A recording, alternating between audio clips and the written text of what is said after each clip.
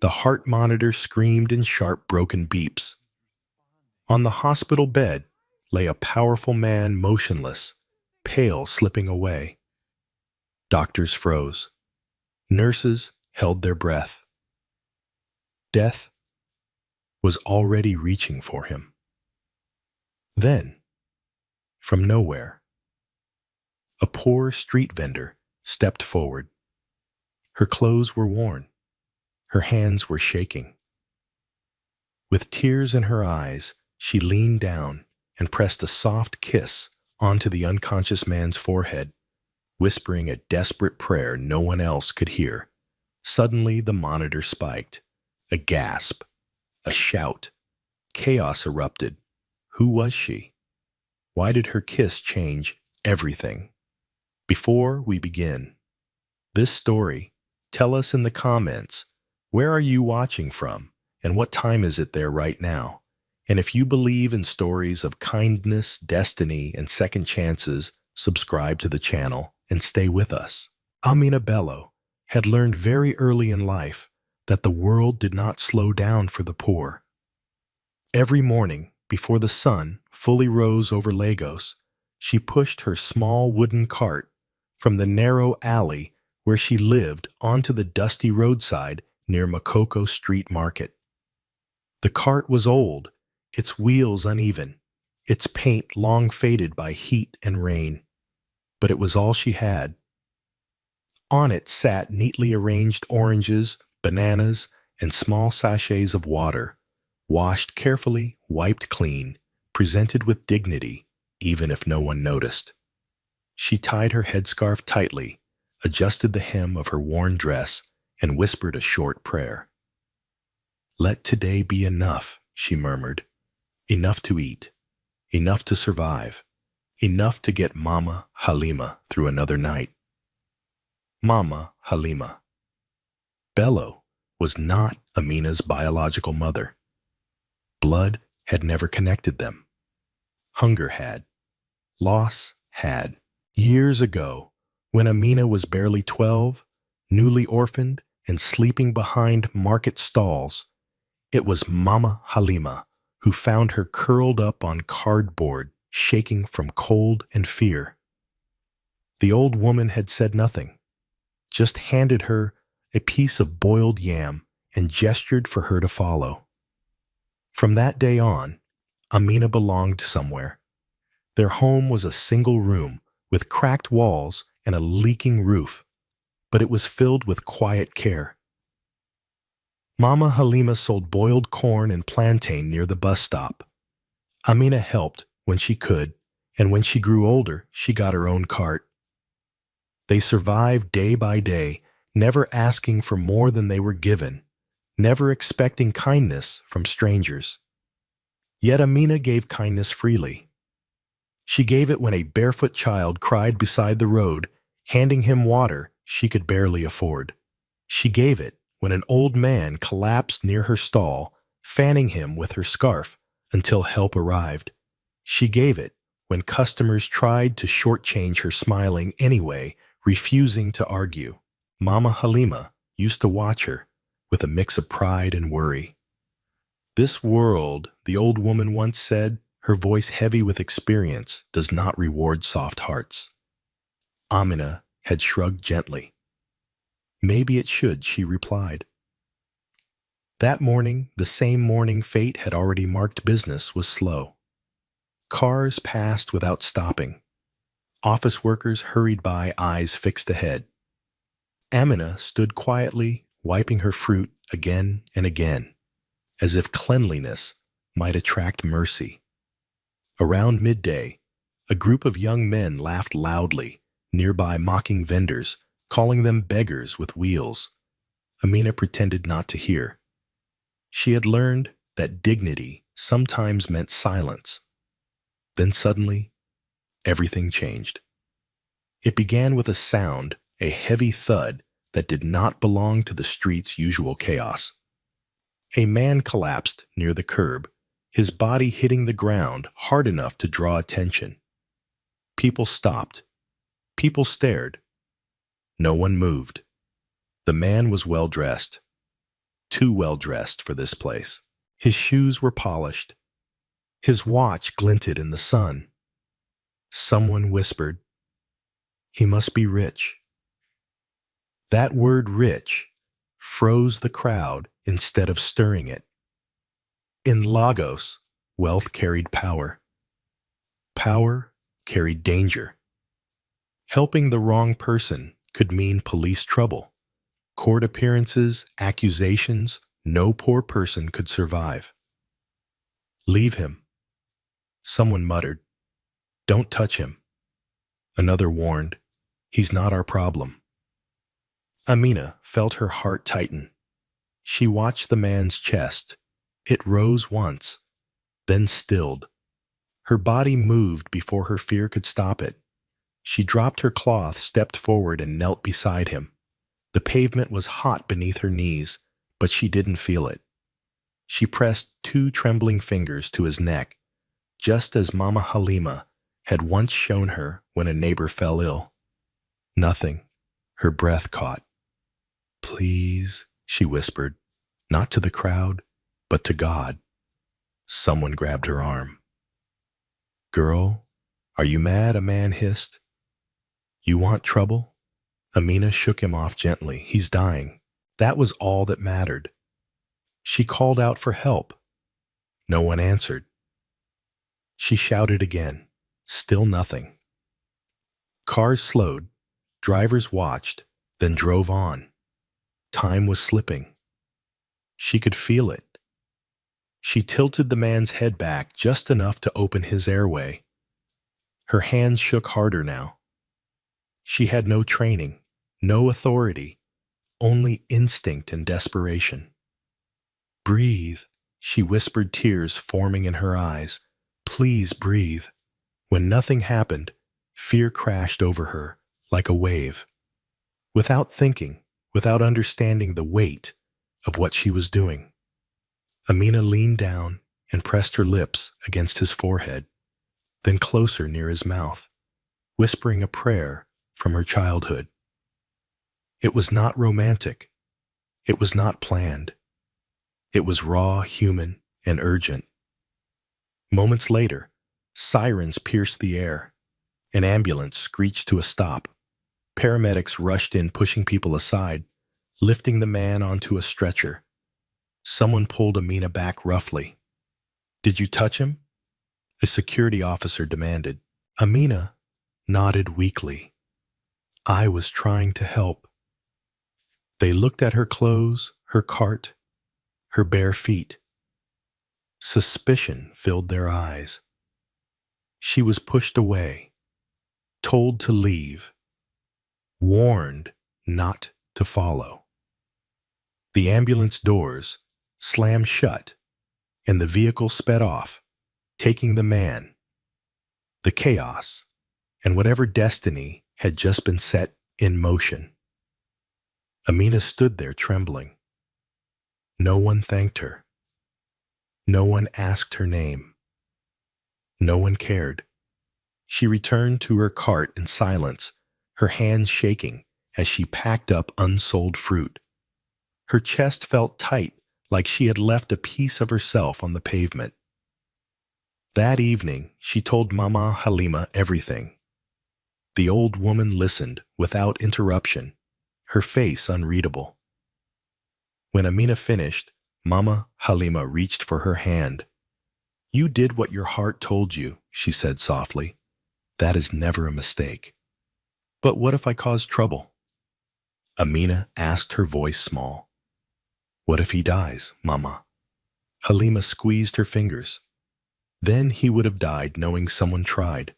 They sat in silence as night fell, unaware that somewhere across the city, in a hospital room filled with machines and whispers, the man Amina had knelt beside, James Okafor, was hovering between life and death.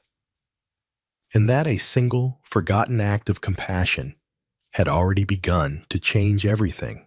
James Okafor had everything a man could want except peace. From the outside, his life looked flawless.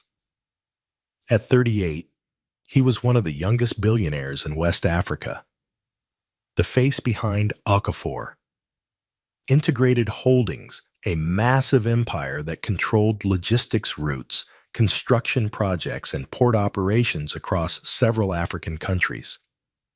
His name carried weight. His signature moved money. His presence silenced rooms. But behind the glass walls of his penthouse office, James often stood alone, staring down at Lagos from above, feeling strangely disconnected from the city that had made him powerful. Success had not come gently. James had grown up fast. After his father's sudden death years earlier, responsibility fell onto his shoulders, like a sentence rather than an honor. He learned early that hesitation invited predators, and mercy was often mistaken for weakness. By the time Okafor integrated, became a giant, James had already built armor around his heart, thick, polished, and cold. People respected him. Very few truly knew him. His mother, Mrs. Florence Okafor, worried quietly. She watched her son become more withdrawn, with every passing year, sleeping less, eating irregularly, living on caffeine and pressure. Every conversation ended the same way. "You need to slow down," she would say gently. "I will, Mama." "Soon," James always replied. Soon never came. At work, the pressure was relentless. Deals overlapped. Board members demanded expansion. Competitors circled like vultures. And then there was Daniel Okafor, his cousin, his late father's brother's son, a man who smiled too easily and watched too carefully. Daniel was smart, calculating, ambitious in a way that never slept. "You're carrying too much alone," Daniel once said during a board meeting, leaning back comfortably. "Let family help." James had looked at him, eyes sharp. "Family doesn't always mean loyalty." Daniel smiled unfazed. "And loyalty doesn't always mean blood." It was a polite conversation layered with quiet threats. What no one in that room noticed, not even James himself, was how his hand trembled slightly as he signed documents, or how his jaw tightened when a sharp pain shot through his chest and disappeared just as quickly. The warning signs were there, but James ignored them all. That morning, he had woken with a pounding headache and a strange heaviness in his body. His driver, Sola Adekunle, noticed immediately. "Sir, you don't look well," Sola said, adjusting the rearview mirror. "Should we stop at the hospital?" James waved him off. "I have a meeting. We're already late." "You've been saying that every day," Sola muttered under his breath. James heard it, but said nothing.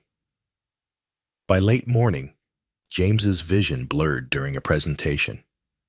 The boardroom lights seemed too bright. Voices echoed unnaturally. He forced himself to stand to finish his point, to prove again that he was unbreakable. Then came the pain. Not sharp, not sudden, but crushing. As if an invisible hand had wrapped itself around his chest and squeezed. James staggered, gripping the edge of the table. Someone asked if he was okay. He opened his mouth to answer, but the words never came. The world tilted.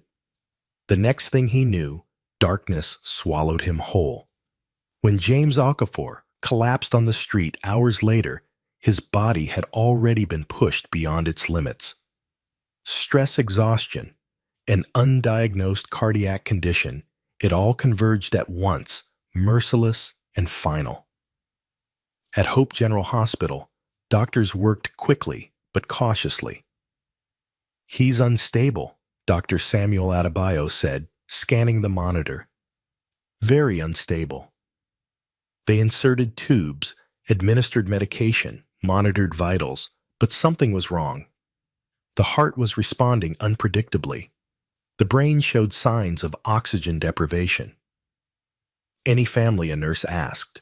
Notify Mrs. Florence Okafor, Dr. Adebayo replied, and prepare for a long night. James drifted in and out of consciousness, trapped in a space between dreams and memory. In that space, he saw fragments of his life. A younger version of himself, running barefoot through his childhood home. His father's laughter, his mother's hands smoothing his hair. Then the weight of responsibility crashing down years, blurring together in endless boardrooms and airport lounges. And then something unfamiliar. A face. Not sharp, not demanding, soft, tearful, desperate. A woman's voice whispered something he could not fully hear, but he felt it, not as sound, but as warmth. For a brief moment, his chest loosened. The monitor spiked. Back in the waiting room, Mrs. Florence Okafor clutched her purse with trembling hands. Daniel sat beside her, calm on the surface, calculating beneath. They're doing everything they can, Daniel said smoothly. But we should prepare ourselves, Mrs. Florence looked at him sharply. Don't speak like that. Daniel raised his hands innocently. I'm only being realistic.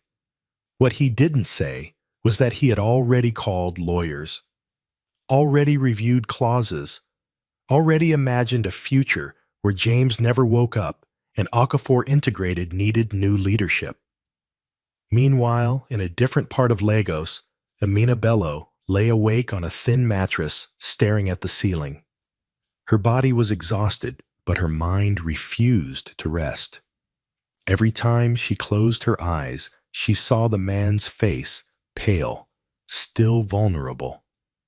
She wondered if he had survived, if her foolish attempt had helped or harmed, if she would ever know. Beside her, Mama Halima slept restlessly, coughing softly in her dreams. Amina whispered another prayer into the darkness. For the stranger. For her mother. For a world that often felt too heavy for gentle people. Neither Amina nor James knew it yet, but their lives, so different in shape and circumstance, were now quietly bound together by a moment, by a choice, by a kindness the world had almost ignored. And as machines hummed steadily in the hospital room, fate waited patiently, ready to unfold the consequences of a single act that would expose greed, test loyalty, and redefine the meaning of true wealth. The street where James Okafor collapsed returned to its usual noise within hours. Horns blared, traders shouted prices, children ran between cars. Life, as always, moved on, indifferent to the drama that had briefly interrupted it. The bloodstain left by James's fall was washed away by afternoon rain, leaving no trace that a powerful man had nearly died there. But inside Hope General Hospital, time slowed to a painful crawl. James lay motionless in a private ward, machines breathing for him, watching over him, arguing quietly about whether he would live or die. Tubes snaked around his body. His chest rose and fell mechanically, not by choice, not by will. Dr. Samuel Adebayo studied the monitors with a deepening frown. "This doesn't make sense," he muttered. Nurse Grace Ogunlai glanced up. His vitals stabilized briefly, then dipped again. "Yes," the doctor replied, and then spiked. He tapped the chart. Someone did something before he arrived here. Something unconventional. Grace hesitated. The security report said a street vendor tried to help him. Dr. Adebayo looked at her sharply. Tried how? They weren't sure, she said. There was confusion. They pushed her away before she could explain. The doctor sighed. In public hospitals, stories like that were common. Poor people blamed, dismissed, forgotten. He returned his attention to James, unaware that the missing piece of the puzzle was already walking away from the hospital gates, believing she had done something wrong. Across the city, Amina Bello went through her motions like a ghost. She stood by her cart the next morning, but her smile was absent. Customers noticed. "You look tired," one woman said, handing over coins. "I'm fine," Amina replied automatically. But she wasn't. Every siren made her heart jump. Every passing ambulance stirred fear in her chest. She imagined James, though she didn't know his name, lying cold and alone, dying because she had not done enough. Or worse, dying because she had done too much. When business slowed, she packed up early and returned home. Mama Halima was sitting on the edge of the bed, her breathing shallow, her face pale. "You should be resting," Amina said, alarm rising. Mama Halima waved her off. "I'm fine, just tired." Amina knew better. The cough had grown worse, the night sweats more frequent, but hospitals cost money they did not have. That evening, as Amina prepared thin soup over a small stove, a knock sounded at the door. They froze. Visitors were rare. Amina opened the door cautiously and found two men standing outside in plain clothes. One held a notebook. The other looked past her into the room. "Are you Amina Bello?" the first man asked. Her heart dropped. "Yes. You were seen near a man who collapsed yesterday," he said. "A very important man." Mama Halima stood up slowly behind her. "What is this about?" "We just have a few questions," the man replied, tone neutral, but eyes sharp. Fear tightened Amina's chest. She stepped outside, closing the door gently behind her. "I was trying to help," she said quickly. "I didn't steal anything. I didn't harm him." The second man studied her clothes, her bare feet. "You touched him." "Yes," Amina admitted. "He wasn't breathing." "Did anyone tell you to?" the first man pressed. "No." They exchanged a glance. "You shouldn't interfere with matters beyond your understanding," the man said. "If anything happens to him, people will ask questions." Amina felt tears sting her eyes. "I only wanted him to live." There was a long silence. Finally, the man closed his notebook. "If you remember anything else, you will report it. Do you understand?" Amina nodded. They left without another word. Inside, Mama Halima pulled her into an embrace. "This is why I worry," the old woman whispered. "Kindness is dangerous in a world like this." Amina said nothing. At Hope General Hospital, Mrs. Florence Okafor paced the corridor outside James's room. She had barely slept since his collapse. Every beep from the machines pierced her heart. Daniel Okafor stood nearby, calm, composed, already making calls. "The board is asking questions," he said softly. "They need reassurance." "My son is dying," Mrs. Florence snapped. "Let them wait." Daniel raised his hands apologetically. "Of course. I'm just trying to protect what James built." His words sounded noble. His eyes betrayed calculation. Later that night, when Mrs. Florence stepped out to pray in the chapel, Daniel slipped quietly into James's room. He stood there, watching his cousin still face the machines, doing what James no longer could. "You always thought you were stronger than everyone," Daniel murmured. "Maybe you were wrong." He checked the monitors carefully, making sure no one was watching. James, trapped in the darkness of unconsciousness, sensed something pressure tension, a presence that felt cold. His mind struggled to surface, but his body refused to follow. In another part of the hospital, Nurse Grace reviewed patient logs when she noticed an irregular entry. "Doctor," she said quietly to Dr. Adebayo, "the timeline doesn't match." He joined her, scanning the file. "You're right." His heart rate changed before the ambulance arrived. Grace hesitated. What if the street vendor did something that saved him? Dr. Adebayo leaned back, thoughtful. "Then we owe her more than suspicion." The next morning, James's condition worsened. Alarms rang. Doctors rushed in. Mrs. Florence sobbed in the hallway, clutching her rosary. Daniel stood beside her, hand on her shoulder, eyes fixed on the closed door. After 30 agonizing minutes, Dr. Adebayo emerged. "He's still alive," he said, "but barely." Mrs. Florence collapsed into a chair, relief and terror mixing painfully.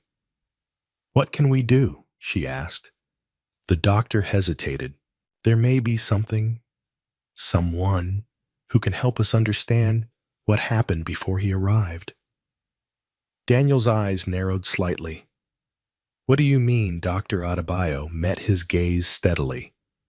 "The person who first touched him. The woman on the street." Daniel smiled thinly. "A street vendor." "With all due respect, Doctor, that sounds like desperation." "Sometimes," Dr. Adebayo replied, "desperation saves lives." As plans quietly formed to find Amina Bello, she sat beside Mama Halima that night, cooling her forehead with a damp cloth as the old woman coughed weakly. Amina felt pulled in two directions, by guilt and by fear. She had wanted nothing from that stranger.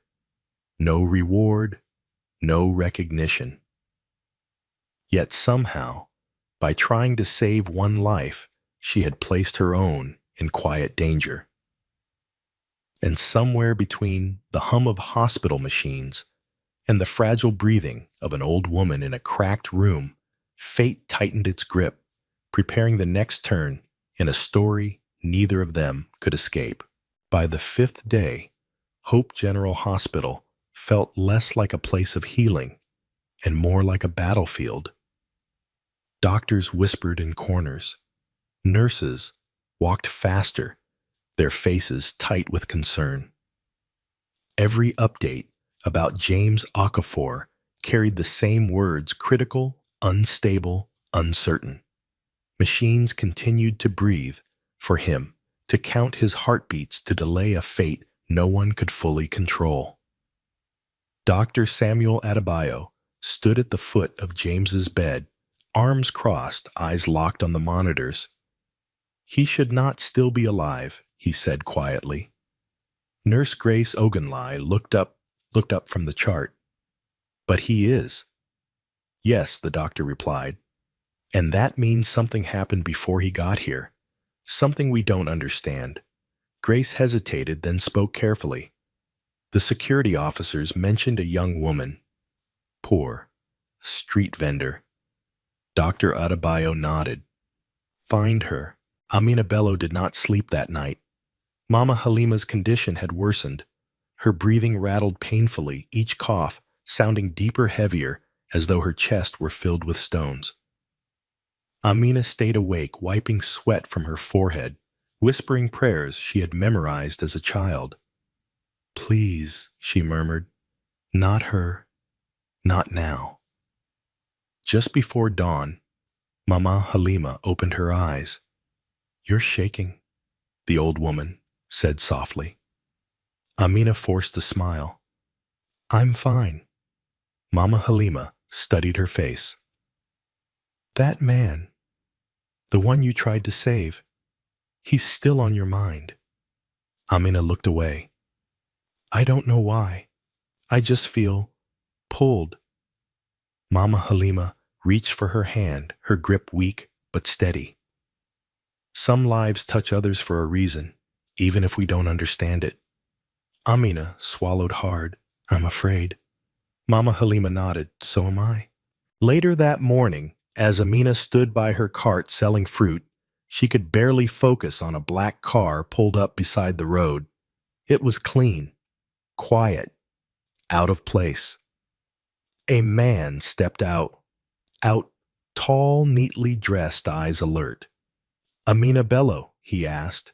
Her heart dropped. Again. Yes, she replied cautiously. My name is Sola Adekunle, he said. I work for James Okafor. The name meant nothing to her. You were there when my employer collapsed. Sola continued. We need to talk. People nearby slowed, watching curiously. Amina felt exposed. I didn't do anything wrong, she said quickly. Sola raised his hands. I believe you, but the doctors want to understand what happened. It may save his life. Save his life. The words hit her like a wave. She glanced toward her cart, then back at Sola. I can't leave. My mother is sick. Sola's expression softened. The hospital can help her too. Amina hesitated only a second before nodding. At Hope General Hospital, the air felt heavier than Amina remembered. As she walked through the doors, eyes followed her, some curious, some judgmental. This is her, Sola said quietly to Dr. Adebayo. The doctor studied Amina carefully. Not her clothes, not her poverty, her eyes. Tell me exactly what you did, he said gently. Amina took a breath. He wasn't breathing. No one helped. I tilted his head. I spoke to him. I prayed and I kissed him. I don't know why. I just did. Silence filled the room. Dr. Adebayo exchanged a look with Grace. You may have triggered a reflex, he said slowly. A very rare one. Amina shook her head. I didn't mean... You meant to save a life, the doctor said firmly. And you might have. Before she could respond, alarms rang down the hall. James was crashing again. They rushed Amina out as doctors flooded the room. She stood frozen in the corridor, hands clasped tightly, heart pounding. Minutes felt like hours. Finally, Dr. Adebayo emerged, sweat on his brow. He's holding, he said, for now. Mrs. Florence Okafor stepped forward, her eyes red from crying. She looked at Amina, really looked at her. You're the girl, she said softly, the one who touched my son. Amina lowered her head. I'm sorry if Mrs. Florence grabbed her hands, suddenly gripping them tightly. Thank you. The words broke something inside Amina. Tears spilled freely. I didn't know who he was, Amina whispered. I just saw a man dying. Mrs. Florence nodded. That may be why God chose you. Across the hall, Daniel Okafor watched the exchange with a darkening expression. He approached calmly, his smile practiced. This is all very emotional, he said. But let's not forget reality. She's not a doctor. Dr. Adebayo turned sharply. And yet, she did what trained professionals could not before he reached us. Daniel's smile tightened. Coincidence? Or grace, the doctor replied. Daniel said nothing more, but his eyes never left Amina. That evening, Amina returned home to find Mama Halima gone. Her heart stopped. A neighbor rushed toward her. We took her to the hospital. She collapsed. Panic surged through Amina as she ran back, this time not as a witness, but as a desperate daughter. Mama Halima lay in a small ward, oxygen mask on her face, eyes closed. Dr. Adebayo arrived moments later reviewing her chart. "She needs treatment immediately," he said. "It won't be cheap." Amina's knees buckled. "I don't have." Mrs. Florence Okafor stepped forward. "She will receive the best care," she said firmly. "Consider it my responsibility." Amina stared at her in disbelief. "Why?" Mrs. Florence looked toward James's room. "Because kindness returned to us today." That night, as rain fell softly outside the hospital windows, James Okafor stirred. For the first time since his collapse, his fingers twitched. In the darkness of his mind, a voice returned, gentle, trembling, real. And far down the hall, Amina sat beside Mama Halima's bed, exhausted, afraid, hopeful, unaware that the man she had saved was slowly finding his way back.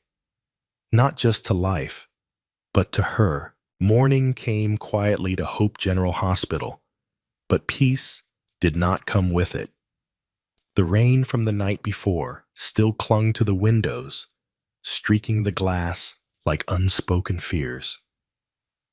Inside James Okafor's private ward, machines hummed steadily, keeping time for a heart that had not yet decided whether it wanted to stay. Amina Bello sat in a plastic chair beside Mama Halima's bed, her head bowed, hands folded in her lap. She had not slept. Every sound, every cough, every beep felt like a question she was afraid to answer. Mama Halima stirred faintly. "Amina," she whispered. Amina leaned forward instantly. "I'm here." The old woman's eyes opened slowly, clouded but warm. "You look like you've been carrying the world all night." Amina tried to smile. "Just tired." Mama Halima reached out her fingers, weak but insistent. "Listen to me. Whatever happens, you did the right thing." Amina's throat tightened. "I don't know anymore." Mama Halima squeezed her hand. Kindness always feels heavy before it feels right. Across the hall, Dr. Samuel Adebayo reviewed James's latest results with Nurse Grace Ogunlaye. "He's responding," Grace said quietly. Slowly, but steadily. Dr. Adebayo nodded. "His brain activity is improving. If he wakes, he may remember fragments." Grace hesitated. "Should we tell him about the girl?" "Not yet." The doctor replied. "Let him wake first. Let his body catch up to his soul." James drifted closer to the surface of consciousness than he had in days. His dreams no longer felt like falling. They felt like floating, pulled upward by something warm, something gentle. He sensed light, sound, a presence. In his mind, he saw her again. Not clearly, not fully, just her eyes, kind eyes, eyes that didn't want anything from him. His fingers twitched again. The monitor responded with a sharper rhythm. Daniel Okafor stood in the hallway, phone pressed to his ear, his voice low. "Yes," he said calmly. "Delay the meeting. Tell them James is still unconscious." A pause. "I said delay it." He ended the call and turned only to find Mrs. Florence Okafor standing a few feet away, watching him closely. "You've made many calls lately," she said. Daniel smiled politely. "Just keeping things stable." "Stable for whom?" she asked. "For the company," he replied smoothly. "For the family." Mrs. Florence studied his face. "I trust you, Daniel. But remember, my son built that company with his blood. Do not forget who it belongs to." Daniel inclined his head. "Never." But as she walked away, his jaw tightened. Later that day, Amina was summoned to Dr. Adebayo's office. She entered nervously, her hands clasped tightly together. "Please sit," the doctor said gently. She did. "How is Mama Halima?" he asked. "She's breathing better," Amina replied. "Thank you." Dr. Adebayo nodded. "Good. Now, about you." Amina's heart skipped. "Me? You're not in trouble," he assured her, "but your involvement has become important." He leaned forward slightly. "James Okafor may wake soon. If he does, there's a chance your voice, your presence could help ground him." Amina shook her head immediately. "No, I shouldn't be near him. I don't belong in that world." Dr. Adebayo studied her quietly. "You belonged the moment you chose to help him." Amina stood abruptly. "I don't want anything. I don't want attention. I just want my mother to live." The doctor's voice softened. "Sometimes helping others opens doors we never planned to walk through." Amina said nothing. That evening, James Okafor opened his eyes. It happened quietly. No dramatic alarms, just a slow blink followed by another. Nurse Grace noticed first. "Doctor," she whispered urgently. Dr. Adebayo rushed in. "James, can you hear me?" James's gaze drifted unfocused. His lips parted slightly. "Water," he rasped. Relief flooded the room. Mrs. Florence was called immediately. She rushed in tears streaming down her face. "My son," she cried softly, "you're here." James blinked again, recognition flickering slowly. "Mama," he whispered. She held his hand trembling. "You scared me." James swallowed. "I saw someone." Mrs. Florence stiffened. "Who?" James frowned, searching. "A girl. Poor. She prayed." Silence fell. Dr. Adebayo exchanged a glance with Grace. James's breathing grew uneven. "She told me to breathe." Mrs. Florence's eyes filled again, this time with awe. Word spread quickly through the hospital. James Okafor had awakened. Daniel arrived within minutes, concern painted carefully across his face. "Cousin," he said warmly, "we were worried." James looked at him slowly. "You look relieved." Daniel chuckled softly. "Of course, your family." James closed his eyes briefly, exhausted. Later that night, when James slept again, Dr. Adebayo found Amina sitting beside Mama Halima. "He's awake," the doctor said quietly. Amina froze, and she whispered, "He remembers you," Dr. Adebayo replied. Her breath caught. "I don't want to see him." "I understand," the doctor said, "but he's asking questions." Amina looked down at Mama Halima, then back up. "Tomorrow." Maybe. That night, Daniel stood alone in James's room, pretending to adjust a chair. James's eyes opened slowly. "Daniel," he murmured. "Yes? Where were you?" "When I collapsed." Daniel hesitated just a fraction of a second. "I arrived as soon as I heard." James studied him. Something felt off. "Who saved me?" James asked suddenly. Daniel smiled faintly. "Doctors? Machines? Luck?" James turned his head slightly, staring at the wall. "No," he said. "It was a woman." Daniel's smile faded. In her small ward, Mama Halima slept peacefully for the first time in days. Amina watched her emotions tangled tightly in her chest. She had tried to save one stranger.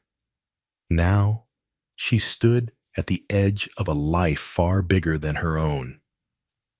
And somewhere, in the same hospital, James Okafor lay awake, again, thinking not of wealth, not of power, but of a poor street vendor whose kindness had reached him where money never could. James Okafor woke before dawn, his body heavy, but his mind restless.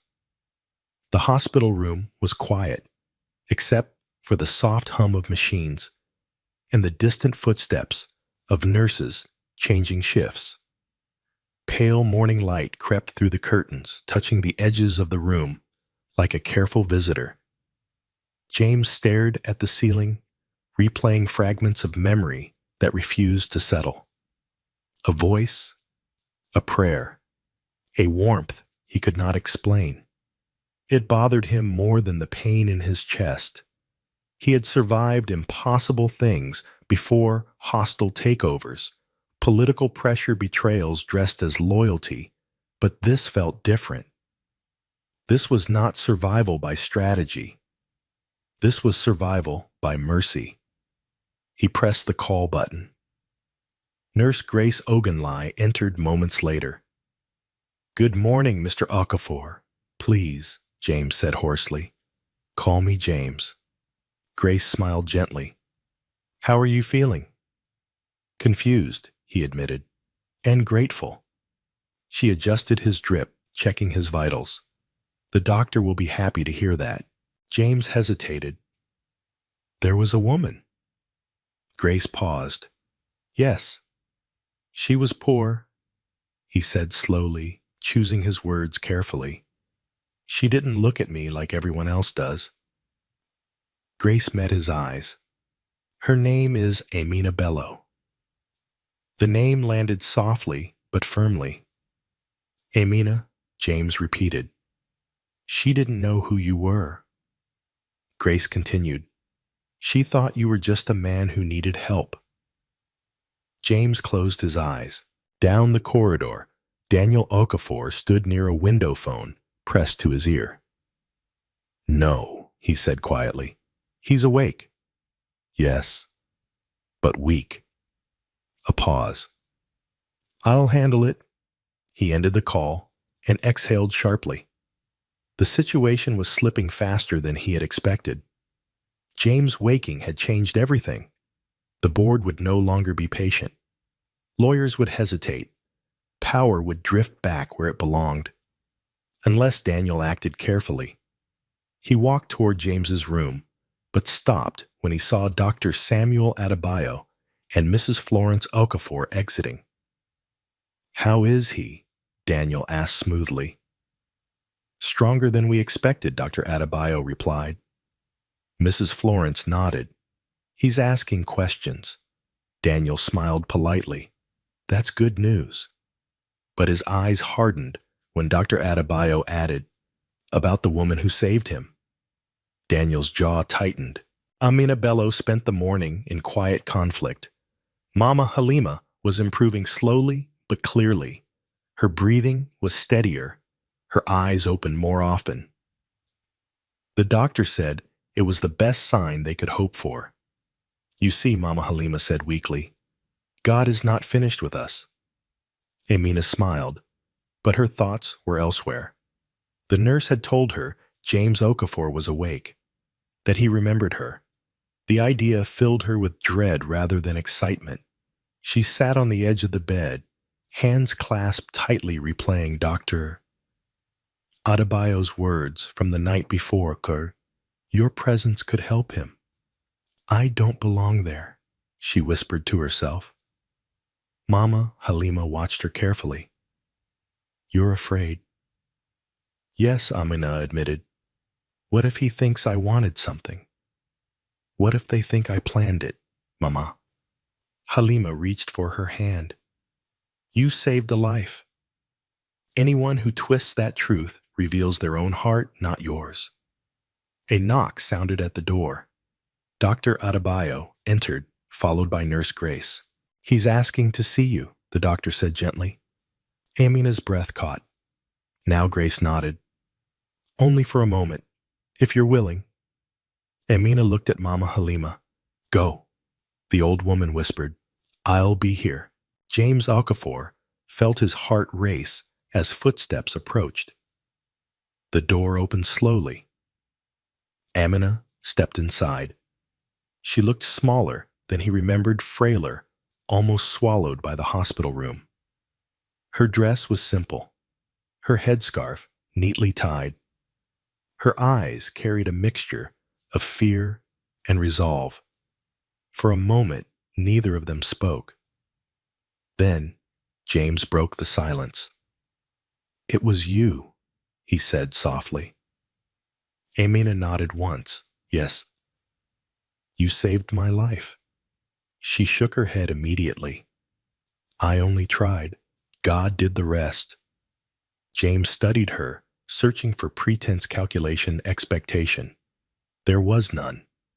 Why, he asked quietly, why help a stranger?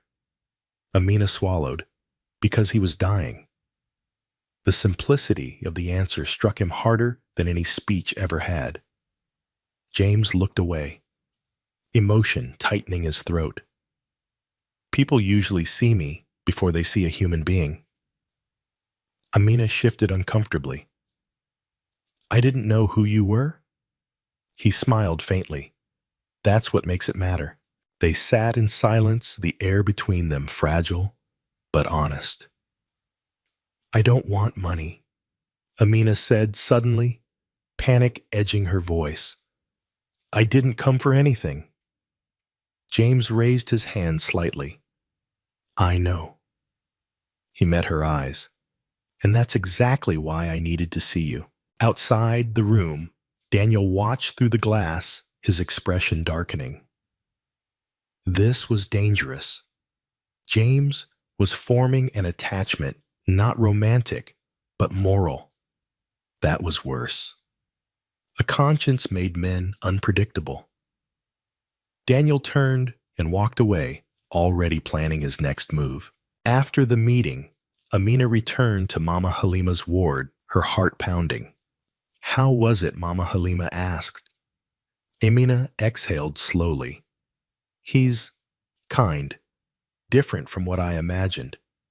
Mama Halima smiled faintly. "Power often hides emptiness. Kindness fills it." Later that afternoon, James requested a private meeting with Dr. Adebayo. "I want the full report," James said. "Everything, including who tried to interfere while I was unconscious." Dr. Adebayo hesitated. "There were irregularities." James's eyes sharpened. "Tell me." "Your cousin was very present," the doctor said carefully, "and very interested in timelines." James nodded slowly. "I see."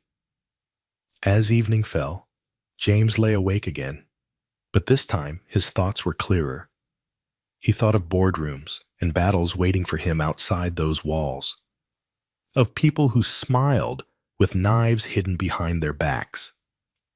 Then he thought of Amina Bello, standing on hot pavement, ignored by the world, choosing compassion without witnesses. For the first time in years, James Okafor felt something shift inside him. Not gratitude alone, purpose. And as Daniel Okafor made quiet calls in shadowed hallways, convinced he could still control the story, fate was already moving slowly, decisively, toward a reckoning no amount of wealth could prevent.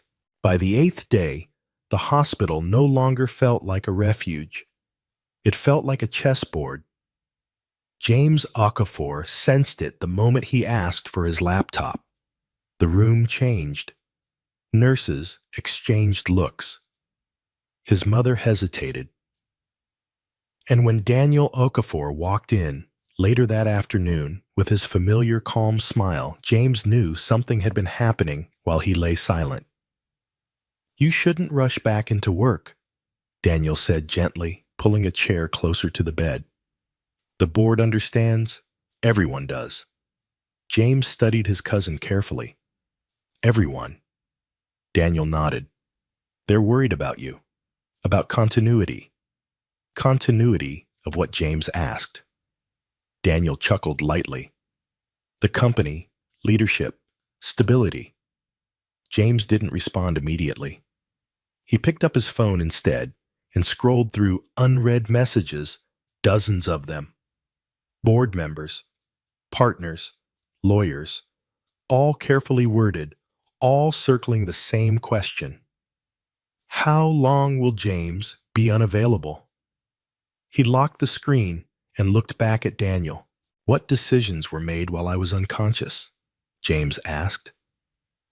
Daniel's smile did not falter, but something behind it tightened. Only temporary measures. Nothing permanent. James raised an eyebrow. Such as Daniel spread his hands. I signed off on a few operational approvals. Routine. James nodded slowly. And my authority intact? Daniel replied quickly, of course. But James had learned long ago that the most dangerous lies were wrapped in half-truths. After Daniel left, James asked Nurse Grace to help him access internal reports. She hesitated only a second before complying. As documents loaded slowly on the screen, James felt anger rise, not sharp, but cold. Contracts renegotiated without his knowledge. Board votes postponed. Emergency powers quietly extended. Daniel had been positioning himself. That night, James slept poorly. In his dreams, he stood in a boardroom where everyone wore masks. They spoke politely, smiled, but behind the masks were teeth sharp waiting. He woke with a decision forming. Across the hospital, Amina Bello sat alone in the courtyard watching the sky darken. Mama Halima was resting. For the first time in weeks, the doctors sounded hopeful, but Amina's heart remained uneasy. She felt like she had stepped into a story that was not meant for her. People stared more now, some whispered. Nurses treated her with cautious respect. Security guards nodded instead of shooing her away. It frightened her. She preferred invisibility. It was safer. Footsteps approached. Mrs. Florence Okafor sat beside her, folding her hands in her lap. "You don't look comfortable here," the older woman said gently. "I'm not," Amina admitted. "I never wanted attention." Mrs. Florence nodded. Neither did James once. Power found him anyway. They sat quietly for a moment. "My son is returning to a dangerous world," Mrs. Florence said. "And danger does not always come from strangers." Amina glanced at her. "You mean family, Mrs." Florence did not answer, but her silence spoke loudly. The next morning, James asked to see Amina again. When she entered his room, she noticed the change immediately. He looked sharper, more focused, less fragile. "I need to ask you something," James said. Amina shifted nervously. "If it's about money, it's not," he interrupted gently. He gestured to the chair. "Please sit." She did. While I was unconscious, James said, "Did anyone come to you? Ask questions? Threaten you?" Amina hesitated, then nodded. "Some men came to my home. They warned me." James's jaw tightened. "Did they mention names?" "No," Amina replied. "But they made me feel small, like helping you was a mistake." James closed his eyes briefly. "I'm sorry," he said quietly. "That should never have happened." Amina looked down. "This world you live in, it's loud. It watches people." James met her gaze, "And yet you still chose kindness." He leaned back, exhaling slowly. "I need to protect that. Protect what Amina asked." "You," he said simply. Her breath caught. "I don't need protection. I just want to go back to my life." James nodded. "You will, but not until this settles." Before she could ask what he meant, Dr. Adebayo entered with urgency in his eyes. "James," he said quietly, Your cousin has requested an emergency board meeting. James smiled faintly. Of course he has. The meeting took place that evening in the hospital's private conference room.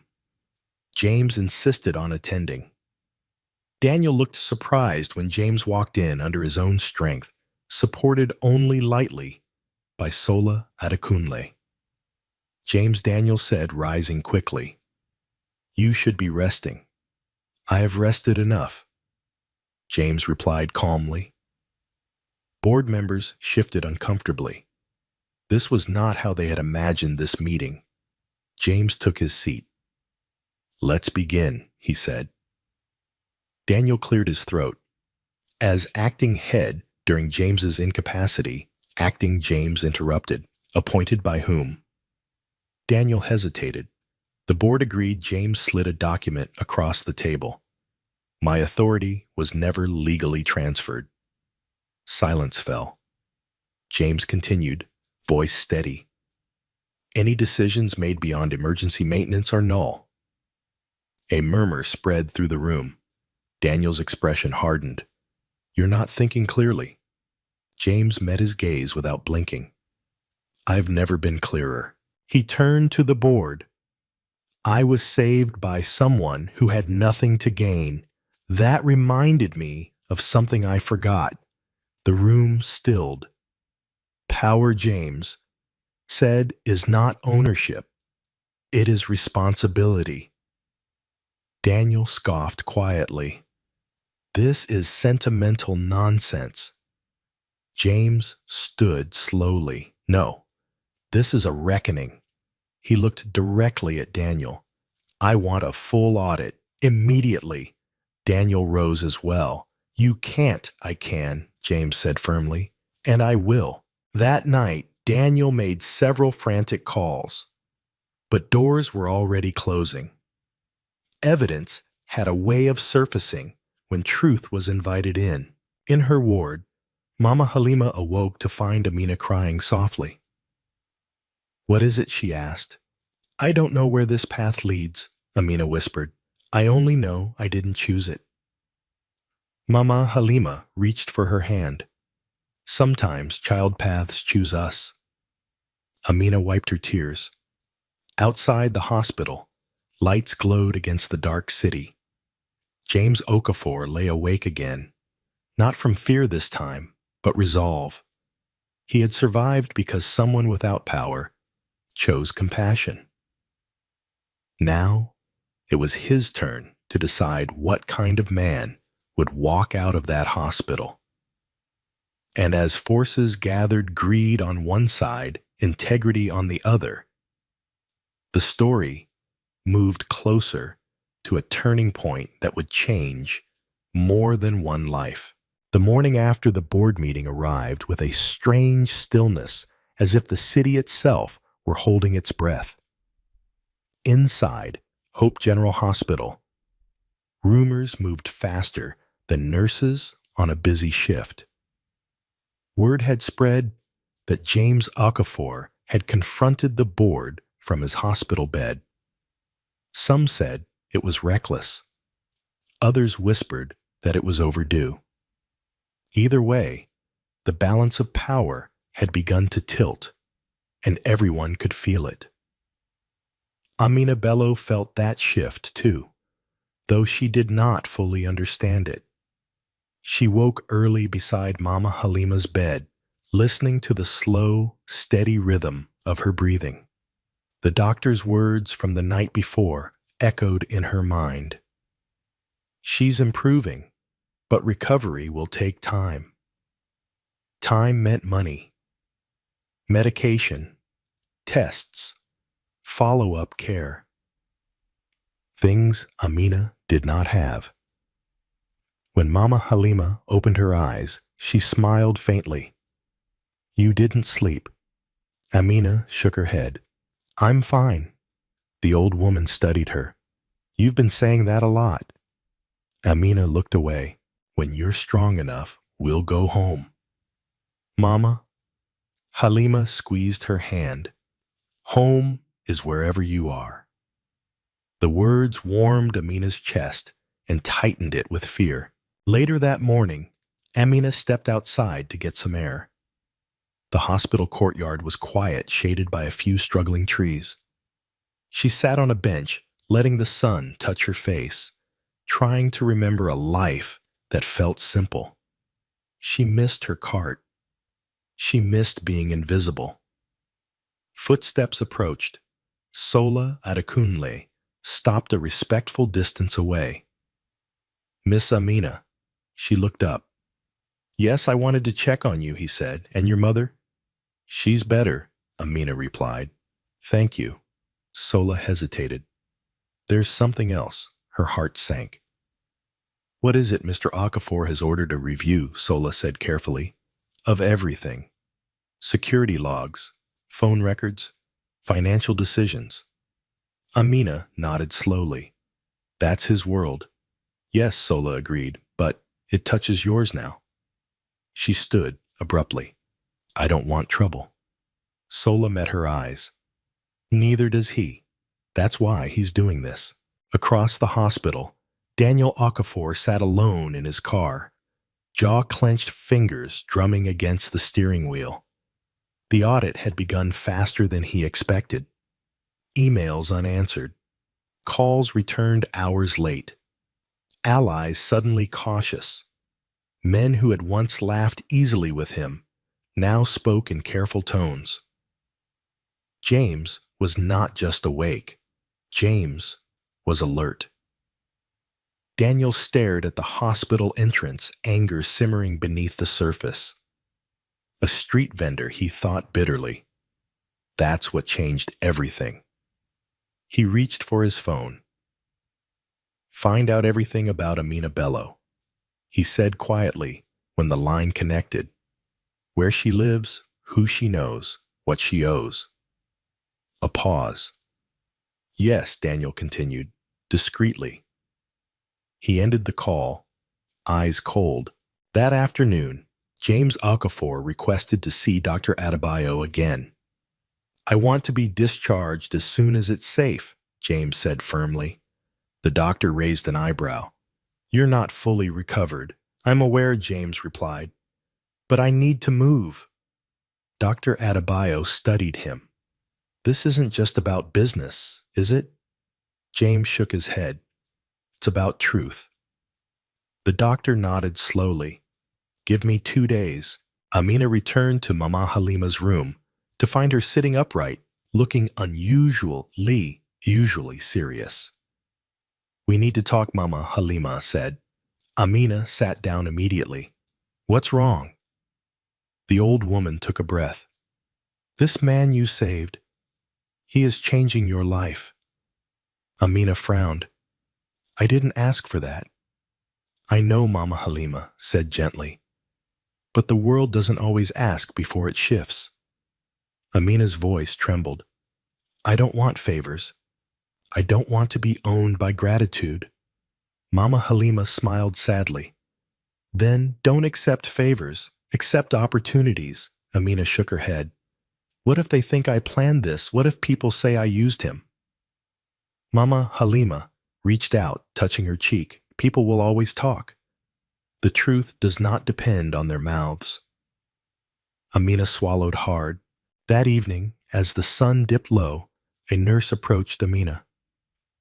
Mr. Okafor would like to see you, she said softly. Amina hesitated, then nodded. James was sitting up when she entered, looking stronger, more himself.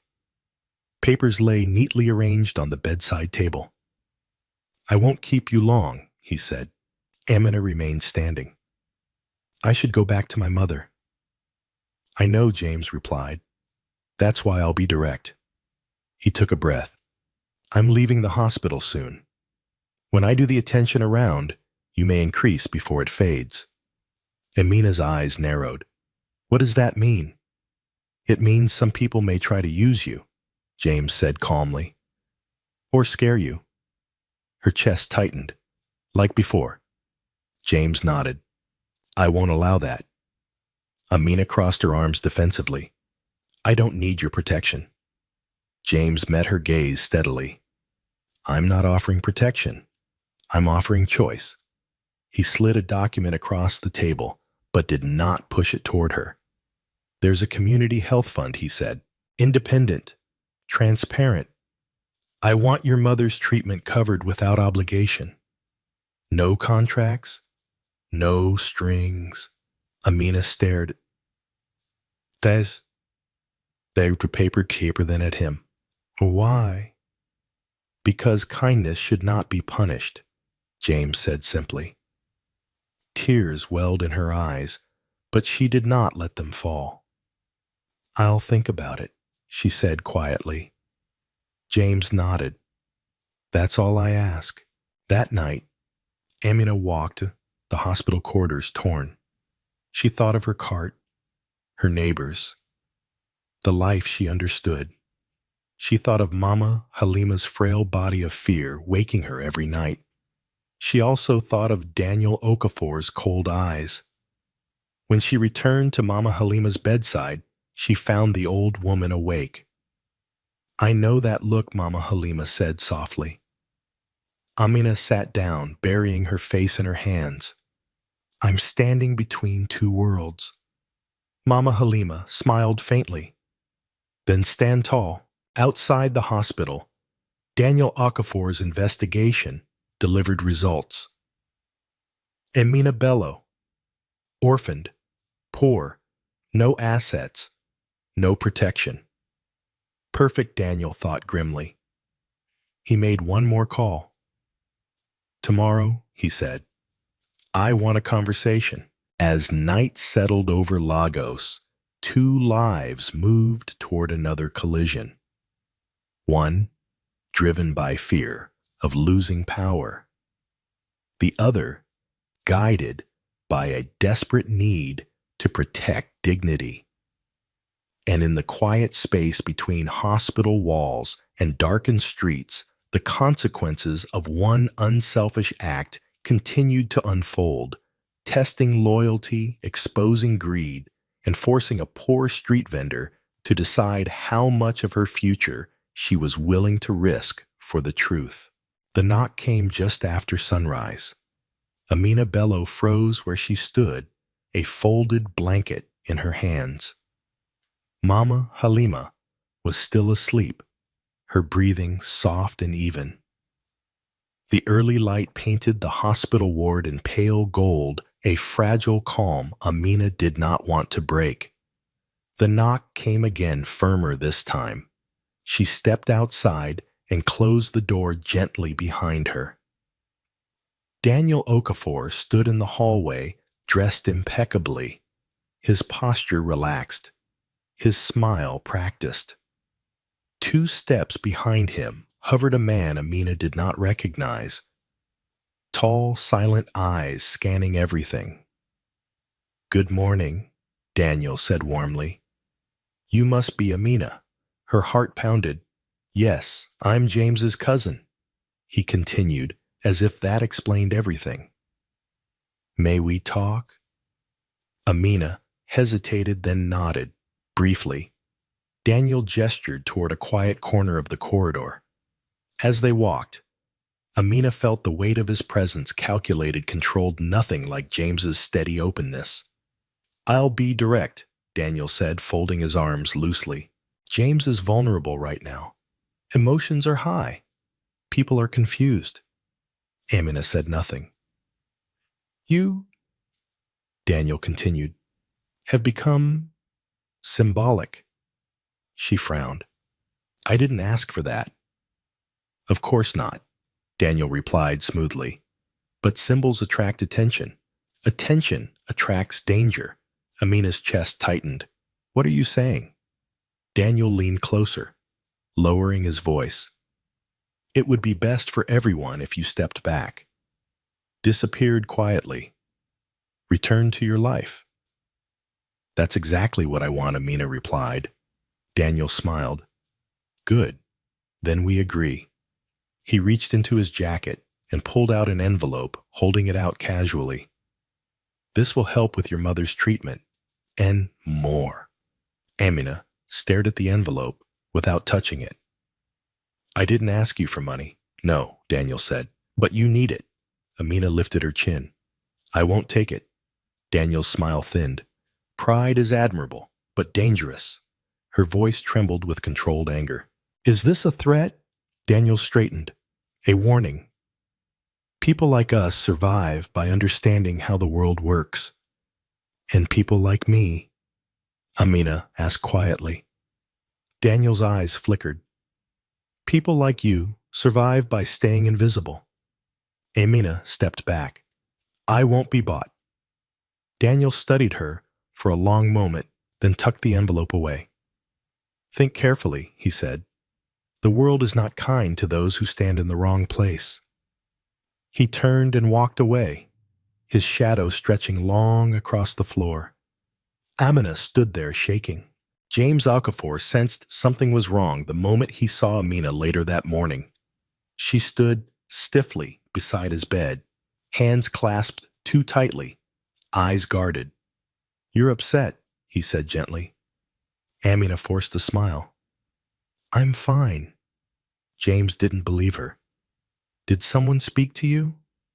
She hesitated, then nodded. Your cousin. James's expression hardened instantly. What did he say? That I should disappear. Amina replied softly. That attention brings danger. James closed his eyes briefly, anger tightening his chest. I'm sorry. He offered money, she added. I refused. James opened his eyes. Thank you. Amina looked at him sharply. For what? For protecting your dignity, he said, even when it costs you. She exhaled shakily. I don't want to be part of your family's war. James met her gaze. Neither do I. But some battles come whether we invite them or not. He took a breath. I won't let anyone intimidate you. I don't need saving, Amina said. James nodded. I know. That's why I respect you. That afternoon, James made his next move. He requested a full briefing from Sola Adekunle and the legal team off the record. I want Daniel removed from all operational authority, James said calmly. Sola hesitated. That will provoke him. James's voice remained steady. He already has. Meanwhile, Mama Halima's condition suddenly worsened. A nurse rushed Amina down the corridor as alarms echoed from the ward. Doctors surrounded the bed, speaking quickly, urgently. Amina stood frozen at the doorway, fear crashing over her. Dr. Adebayo emerged minutes later, face grave. We need immediate intervention. Amina's knees buckled. Please, do whatever you have to do. The doctor hesitated. It's expensive. Amina didn't hesitate. I'll find the money. She turned to leave, only to find James standing behind her, supported by Sola. I've authorized the procedure, James said quietly. Amina stared at him. I didn't agree to that. James met her eyes. You don't owe me. This isn't charity, it's justice. Her voice broke. You can't keep doing this. I can, he replied, and I will without claiming you. Tears spilled down her cheeks. She turned away, unable to speak. That night, as Mama Halima was taken into surgery, Daniel Okafor sat in his office, staring at a message on his phone. Your access has been revoked. His jaw tightened. So James had chosen sides. Daniel picked up his phone again. Plan B, he said quietly. Hours later, Mama Halima was moved into recovery. Dr. Adebayo approached Amina with a tired smile. She made it. Amina collapsed into a chair, sobbing with relief. James stood nearby, silent, respectful. You should rest, he said. Amina wiped her tears. I don't know how to thank you. James shook his head. Then don't. The next morning, news broke quietly. Daniel Okafor was under investigation. Financial discrepancies. Unauthorized decisions. Evidence surfaced faster than anyone expected. Daniel stormed into James's room, fury barely contained. "You did this," he hissed. James met his gaze calmly. "No, you did." Daniel glanced at Amina standing nearby. "This is because of her." James stepped forward. "This is because of you." Security arrived moments later. As Daniel was escorted out, his eyes locked onto Amina's cold, promising consequence. That evening, Amina stood alone by the hospital window, watching the city lights flicker on. James joined her quietly. "You're free now," he said. She shook her head. "No, I've just learned how expensive freedom can be." James nodded. "So have I." They stood in silence. Two people changed by a single moment of compassion, now facing a future neither had planned. And somewhere beyond the hospital walls, the truth continued to ripple outward, reshaping lives, breaking old chains, and setting the stage for the final transformation yet to come. The city did not sleep the night Daniel Okafor was escorted out of Hope General Hospital. Phones buzzed, doors closed quietly. Old alliances shifted their weight. In boardrooms across Lagos, men who had once spoken with certainty now measured every word. An investigation had begun, and investigations had a way of revealing not just numbers, but character. James Okafor felt the tremor before he saw the evidence. It arrived in a sealed folder just after noon, delivered by a junior associate who looked both nervous and relieved to hand it over. "Everything you asked for, sir," the young man said. "Emails, transfers, signatures." James nodded. "Thank you." When the door closed, James exhaled slowly and opened the folder. The truth unfolded in black and white. Unauthorized approvals.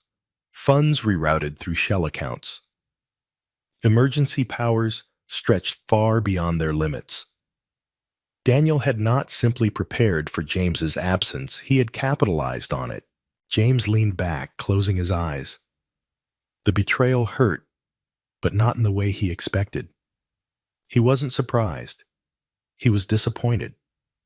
Across the hall, Amina Bello sat beside Mama Halima's bed, peeling an orange slowly, carefully. The older woman was awake now, her eyes clearer, her strength returning in fragile increments. "You're quieter today," Mama Halima observed. Amina smiled faintly. "Just thinking too much," Mama Halima corrected gently. Amina laughed softly. "Maybe." She hesitated, then spoke. "I'm afraid that when we leave this place, life will not go back to how it was." Mama Halima studied her face. "Would you want it to?" Amina paused. "I don't know." Mama Halima reached for her hand. "Change is only frightening when we pretend we can avoid it." Later that afternoon, James asked Amina to meet him, not in his hospital room, but in the quiet courtyard below. He was dressed simply now, no longer surrounded by documents or devices. Just a man, recovering, walking slowly, breathing deliberately. They sat across from each other on a wooden bench. "I read the full report," James said quietly.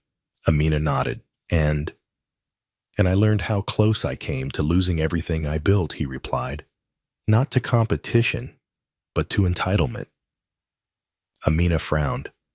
"Why are you telling me this?" James met her gaze. "Because I don't want to rebuild the same world." She shifted uncomfortably. "I don't understand." James took a breath. "When I woke up, the first thing I remembered wasn't my company. It wasn't money. It was you standing there with nothing to gain." Amina looked down. "I keep telling you." "Didn't I know?" James interrupted gently. That's the point. He leaned forward slightly. I'm stepping back, not from responsibility, but from blindness. Amina looked up sharply. What does that mean? It means I'm restructuring, James said. Not just leadership, but values. She stared at him. And where do I fit into that? James smiled faintly. You don't have to. Amina exhaled in relief she didn't realize she was holding. But James continued. If you choose to, there is space. She stiffened again. I don't want a job because of pity. Nor would I offer one, James replied. This would be partnership in time. On your terms. Amina shook her head slowly. You don't even know me. James nodded. I know how you act when no one is watching. They sat in silence, the weight of the moment settling gently between them. That evening, Daniel Okafor sat alone in a holding room staring at the wall. His phone had been confiscated, his confidence stripped away piece by piece. He replayed the past week in his mind, anger hardening into bitterness. It was supposed to be temporary, he told himself, just until James recovered. But deep down, he knew the truth. He had wanted the power, and now it was gone. Back at the hospital, Dr. Adebayo met with James and Mrs. Florence Okafor. He's recovering well, the doctor said. Physically, Mrs. Florence nodded. And the rest? That depends, Dr. Adebayo replied, glancing at James on what he chooses to carry forward. James smiled faintly.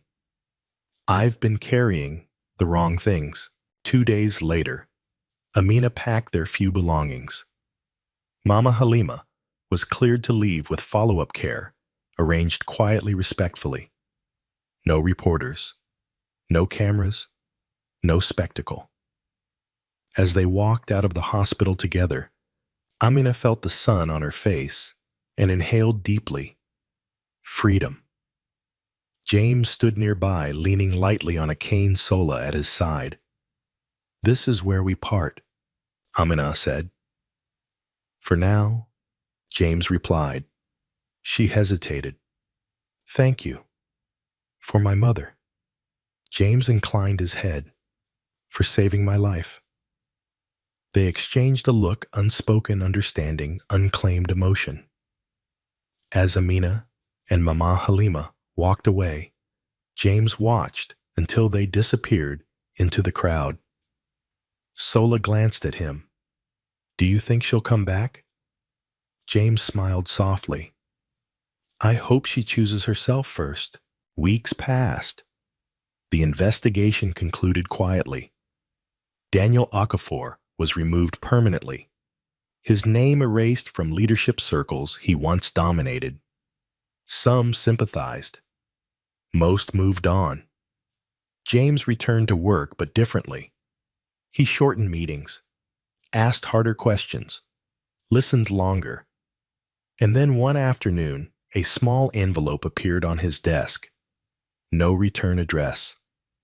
Inside was a handwritten note. My mother is getting stronger. I've reopened my cart. I'm learning to breathe again. Amina. James read it twice, then smiled. Across the city, Amina Bello stood behind her cart once more. The wheels still wobbled. The paint was still faded. But something inside her had shifted. Customers noticed. You look lighter, a woman remarked. Amina smiled. I feel it. Mama Halima sat nearby watching proudly. You did good, the old woman said. Amina nodded. I did what felt right. She looked up at the sky, briefly, then back to her fruit. Life moved on, but not back. Forward. And somewhere between a billionaire learning humility and a street vendor discovering her worth, the world adjusted quietly, subtly preparing for a final chapter where kindness would no longer be an accident, but a choice. Time did what it always did best. It created distance without erasing meaning. 3 weeks passed after Amina Bello returned to Makoko Street Market. The hospital faded into memory, replaced by familiar sounds, bargaining voices, metal trays, clattering buses, coughing smoke into the heat. Her cart stood where it always had, its uneven wheels stubborn as ever. But Amina herself felt different. Not taller, not richer, just steadier. Mama Halima sat beneath a patched umbrella nearby, shelling ground nuts into a tin. "You don't rush anymore," the old woman observed one morning. "You move like you're not afraid of being late." Amina smiled. "Maybe I'm learning that life won't disappear if I breathe." Customers noticed the change. Some lingered longer. Some asked how Mama Halima was doing. Amina answered politely, briefly, careful not to invite questions she wasn't ready to explain. She didn't talk about James Okafor, not because she wanted to forget, but because some things grew better in quiet. Across the city, James felt the distance differently. Returning to Okafor Integrated Holdings had been harder than waking from a coma. The building was the same glass steel power humming beneath polished floors, but James moved through it with new eyes. He noticed who listened and who waited to speak, who asked questions and who rushed decisions. He shortened agendas, ended meetings early, insisted on transparency where habit once allowed shortcuts. Some executives resisted. "Efficiency will suffer," one director warned. James looked at him calmly. "Efficiency without integrity is just speed toward disaster." Silence followed. Late one afternoon, James closed his office door and opened the bottom drawer of his desk. Inside lay a simple notepad, unbranded, unremarkable. He had bought it himself. No assistant, no letterhead. He wrote slowly. Community market, micro-grant pilot, purpose vendor equipment, healthcare buffers literacy support, selection by local councils, no company branding. He paused, then added a final line. Advisory seat reserved if accepted. James tore out the page, folded it once, and slid it into an envelope. Amina felt the envelope before she saw it. It arrived with the late afternoon lull, delivered by a young courier who seemed surprised to find a street vendor at the address he'd been given. "Are you Amina Bello?" he asked. "Yes," she said. He handed her the envelope. No return address. She thanked him and waited until he left before opening it. She read the page once, then again. Her hands trembled, not with fear this time, but with the weight of choice. Mama Halima watched her closely.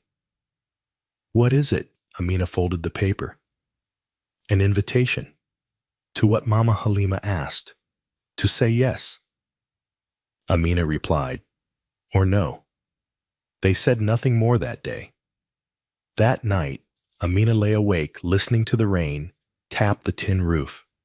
She thought of Daniel's envelope and how easily money could become a leash.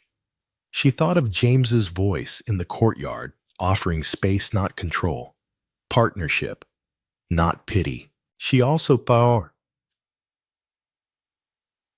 of her cart, the cracked handle, the missing bolt she tightened every morning with a borrowed wrench. The next day, she closed her cart early and walked to the community center 2 streets over. Inside, women gathered around plastic tables, arguing about prices, childcare school fees. Amina listened. She asked questions.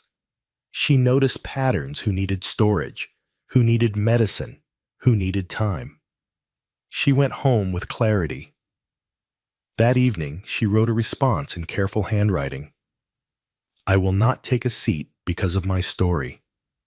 I will take it only if the work remains small, local, and quiet. No photos, no speeches, no favors. Amina. She sealed the envelope and sent it back. James read the reply in silence. Then he laughed softly once and leaned back in his chair. She negotiated, Sola remarked from the doorway. James nodded. She protected the work. Within a week, the pilot launched quietly. No banners, no press. Just new wheels for carts that had none first aid kits for vendors who worked 12-hour days basic accounting classes held after sunset when markets closed. Amina attended when she could, always at the back, always listening first. She never used James's name. People asked who funded it. She answered honestly. People who don't want to be known. Trust grew. So did responsibility. One evening, after a long day, Amina returned home to find Mama Halima sitting unusually straight. James came, the old woman said calmly. Amina froze. Here Mama Halima nodded. He stood where you stand, took off his shoes, asked permission. Amina sat down slowly. What did you say I asked him?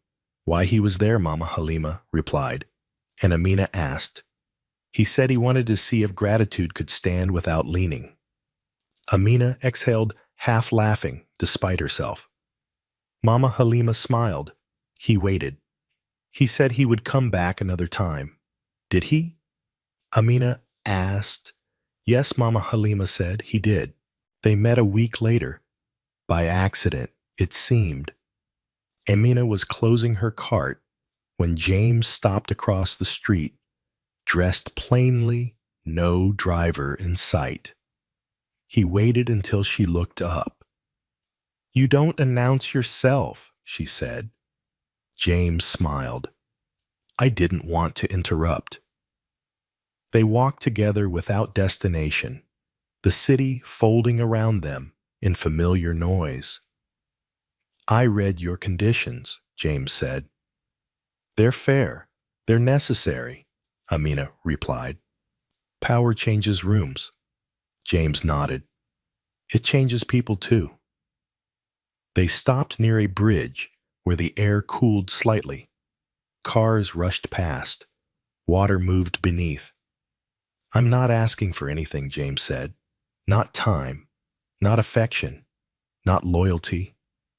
Amina studied him. Then why are you here? Because I'm learning how to show up without buying space, he answered. And because I'd like to know you slowly. Amina considered this. Slowly is all I have. James smiled. It's enough. Weeks turned into routines. Sometimes James visited the market. Sometimes he didn't. When he did, he carried bags, not opinions. When he didn't, he sent nothing. Amina learned that trust could be built like a stall, piece by piece, exposed to weather, strengthened by daily use. Mama Halima grew stronger, her laughter returning in small bursts. One evening, as they shared boiled corn, Mama Halima looked between them. You two walk like people who are not running, she said. Amina smiled. James did too. On a quiet Sunday, Amina stood by the river, watching the city breathe. James joined her, keeping a respectful distance. I'm leaving tomorrow, he said. For a while. Expansion meetings. She nodded. Travel safe. He hesitated. When I come back, would you like to choose a day to talk again? Amina met his eyes. Yes. He smiled. Not triumphant, not relieved, just present. As he walked away, Amina felt no pull to chase him. She felt grounded. Because for the first time, the story was not about rescue or reward. It was about two people choosing honesty over urgency. And that quietly changed everything. James Okafor's departure did not create a vacuum. It revealed one. The day after he left Lagos for meetings abroad, the city's business circles began to hum again cautiously. At first, then louder. Expansion plans resurfaced. Old contacts reached out. Invitations arrived wrapped in polite language and sharper intentions. James attended the meetings as promised, but differently. In Accra, then Nairobi, then Johannesburg, he listened more than he spoke. He declined deals that demanded shortcuts. He asked for labor protections, written plainly, not hidden in appendices. He insisted on community reviews before land acquisitions. Some partners smiled and agreed. Others withdrew quietly. When Sola Adekunle questioned whether this would slow growth, James answered simply, "Growth that erases people isn't growth. It's extraction." Back in Lagos, the effects rippled outward. Okafor Integrated's internal review concluded. Daniel Okafor's involvement was formally documented unauthorized decisions, pressure tactics, concealed interests.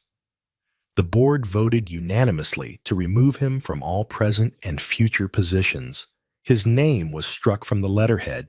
His access terminated. No press conference followed. No victory tour. James requested silence. "Let accountability be loud," he told his legal counsel. "Not us." At Makoko Street Market, Amina Bello felt the shift in smaller ways. The micro-grant pilot expanded to a second block. New wheels rolled. A canopy replaced torn plastic. Vendors organized a rotating fund to cover sick days, an idea Amina had suggested quietly, and watched others claim proudly. That was fine. She did not need ownership to feel purpose. One afternoon, a woman named Kemi approached her cart with a shy smile. "They said you listen," Kemi said. Amina nodded. "Tell me." Kemi explained how her daughter had dropped out of school to help at the stall. The uniforms were too expensive, the fees unpredictable. Amina did not promise miracles. She asked questions. She wrote names down. She followed up. That evening, she returned home to find Mama Halima cooking standing longer than she had in months. "You didn't stop her?" Amina asked gently. Mama Halima grinned. "I remembered how it feels to be useful." They ate together, laughter easing into the corners of the room. Later, as night cooled the air, Mama Halima spoke carefully. "You've changed." Amina considered this. "I've grown." Mama Halima nodded.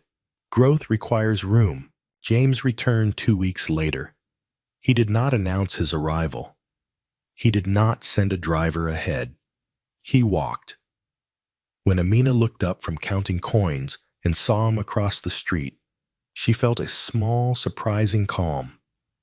"You're back," she said. For now, he replied. "May I?" She nodded, gesturing to the crate beside her cart. They talked about ordinary things. Traffic, weather, a vendor's new canopy that collapsed in the wind. James listened. Amina noticed that he did not interrupt. As dusk settled, he said, "I met resistance." She smiled faintly. "You expected applause?" He laughed. "No, but I expected clarity." And she asked, "And I found it," he said, "not where I thought." They walked together until the market thinned. "I've been offered a public recognition," James said. "Awards, panels, the usual." Amina glanced at him. "Will you accept I declined?" he replied. "I don't want to turn this into a brand." She nodded. "Good." He hesitated. "I also declined a merger that would have doubled profits. Amina stopped walking. That's not small, no, he agreed. But it wasn't right. They stood in silence, the city breathing around them. You're choosing a harder road, Amina said. James met her eyes. So are you. The following week, a letter arrived for Amina. Official, heavy with language.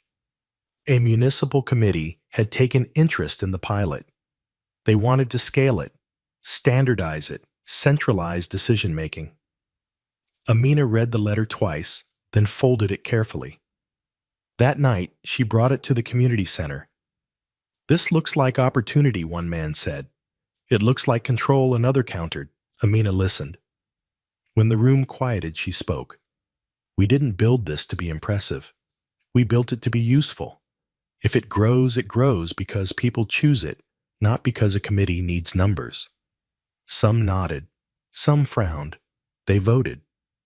The decision was narrow but clear. They would remain independent. Amina sent a polite refusal. The reply came quickly. Cool, disappointed. That was fine. Pressure followed. Inspections appeared. Permits were questioned. Vendors grew anxious. James noticed. This is retaliation, Sola said. James nodded. Then we respond without matching it. How, Sola asked. James smiled faintly. By being correct. Lawyers prepared documents. Compliance records surfaced. The pilot met every requirement because Amina had insisted on it from the beginning. The inspections ended, quietly. One evening, James visited Mama Halima alone. She welcomed him with a raised eyebrow. You're brave, she said. Or foolish, he replied. She poured tea. Why are you here? James answered honestly. To ask permission. For what? She asked. To court your daughter, he said. Mama Halima studied him carefully. She is not a prize. I know, James said. That's why I'm asking. Mama Halima nodded slowly. Then court her with patience. I intend to, he replied. Amina learned of the visit from a neighbor. She confronted James the next day, half amused, half annoyed. You went behind my back. I went ahead of it, he said, with respect. She sighed. You're learning. So are you, he said gently. They shared a smile.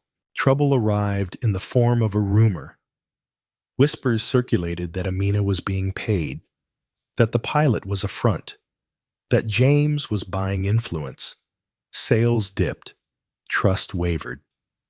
Amina stood in the center of the market one afternoon and spoke plainly. No one pays me, she said. No one owns this work. If you don't trust it, don't join it. Silence followed. Then Kemi stepped forward. Then another vendor. Then another. The whispers faded. Weeks later, James received confirmation Daniel Okafor had accepted a plea deal. Charges reduced. Assets forfeited. James felt no triumph. He felt relief. That night, he walked with Amina along the river again. Do you ever wish you'd walk past me? He asked quietly. Amina thought for a long moment. No, but I wish the world didn't punish kindness so quickly. James nodded. I'm trying to help it learn. She met his gaze. Don't do it for me. I won't, he said. I'll do it with you if you let me. Amina looked at the water, then back at him. Stay, she said. For dinner. James smiled. I'd like that. As they walked toward home, neither hurried, because the most difficult battles had been fought not in boardrooms or courts, but in choosing integrity when the easier path beckoned. And that choice, repeated daily, was building something far more durable than profit. The evening James stayed for dinner was unremarkable in every way that mattered. There were no candles, No soft music, no careful words meant to impress. Mama Halima cooked rice with vegetables and a small portion of fish, apologizing for the simplicity as she stirred the pot. "This is more than enough," James said sincerely, rolling up his sleeves to help. Amina watched him from the doorway, uncertain what surprised her more, that he asked to help or that he waited to be told where to stand. They ate seated on low stools. The room was warm, the ceiling fan ticking unevenly overhead. Conversation drifted from market gossip to Mama Halima's memories of raising Amina through seasons of hunger and resilience. James listened. He did not correct. He did not compare. He did not center himself. When the meal ended, he washed the plates carefully, drying them with a cloth that had seen better days. Before leaving, he thanked Mama Halima again and turned to Amina. "I'll walk you to the corner tomorrow," he said. "If that's all right?" Amina nodded. "That's all right." The next weeks settled into something like rhythm. James did not appear every day. When he did, it was predictable. Same time, same route, same calm presence. They walked. Sometimes they talked. Often they didn't. Silence between them did not feel like emptiness. It felt like space that didn't need filling. Amina continued her work at the market and with the pilot. She organized training sessions led by vendors themselves, basic record keeping, first aid, conflict resolution. She insisted meetings end early enough for people to get home safely. James attended exactly once. He sat in the back. He took notes. He left quietly. Later, he asked questions not about scale or visibility, but about pressure points. "Where does it break?" he asked. "What fails first?" "People get tired," Amina replied. "Then they rush. Then they stop listening." James nodded. "We'll protect time then." "How?" she asked. "By refusing speed when it costs care," he said. She studied him. "That will frustrate a lot of powerful people." He smiled faintly. "I'm learning to live with that." Mama Halima watched the change in Amina with careful eyes. "You trust him," she said one night as they folded clothes. "I trust his actions," Amina replied. "I still test his words." Mama Halima nodded approvingly. "Good. Love that is not tested becomes habit." Amina paused. "Is that what this is?" Mama Halima smiled. "Isn't it?" Amina didn't answer, but she didn't deny it either. The pilot reached a milestone quietly, a full month, without a vendor missing work, due to illness, without support. The rotating fund covered medicine. Neighbors stepped in for childcare. Small systems held because people chose to hold them. A municipal officer returned this time with a softer tone. "We'd like to observe," she said. Amina agreed on one condition. "You don't change us while you watch." The officer smiled. "Fair." The observation passed without incident. No directives followed. That night, Amina felt something loosen inside her chest, a sense that survival no longer required constant defense. James faced his own test. A major investor requested a private dinner. The offer on the table was enormous Capital Connections' global reach. The cost was subtle but clear efficiencies that would squeeze margins by cutting labor protections in a new port project. James listened. He asked questions. He asked more. At the end, he declined. The investor leaned back, surprised. "You're turning down certainty." James answered calmly. "I am choosing consequence." The investor laughed softly. "You've changed." James nodded. I was taught. The rumor cycle tried again. A blog post surfaced speculating about James's fixation on a street vendor suggesting impropriety. It spread quickly, fueled by insinuation rather than proof. Amina read it once and closed the page. James called her that evening. "I'm sorry," he said. "We can respond, or we can wait." Amina thought for a moment. If we respond, we give it weight. If we wait, it fades. James smiled into the phone. "You're right." They waited. The post faded. One afternoon, James arrived with a small plain box. "What's that?" Amina asked. "Tools," he said. Inside were replacement bolts, a new handle, and sturdy wheels, nothing flashy, nothing branded. "For the cart," he said, "if you want them." Amina examined the parts.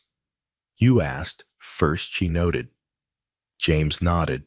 "Always." She accepted. They worked together, tightening bolts, aligning wheels. When the cart rolled smoothly for the first time in years, Amina laughed, an unguarded sound that startled them both. James looked at her, surprised by his own reaction. "This," he said quietly, "feels like progress." "It's maintenance," she replied. "Progress happens when maintenance is respected." He nodded. "I'll remember that." As the season shifted, Mama Halima regained her strength fully. She returned to the market, not to sell, but to sit, watching, advising, laughing when Amina pretended not to hear her. One evening, as the sun dipped low, Mama Halima called James aside. "You walk carefully," she said. "I see that." James inclined his head. "I try." "You ask permission," she continued. "That matters."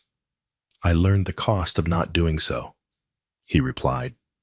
Mama Halima studied him. "If you want to build a life with her, you must accept her pace." James answered without hesitation. "I do."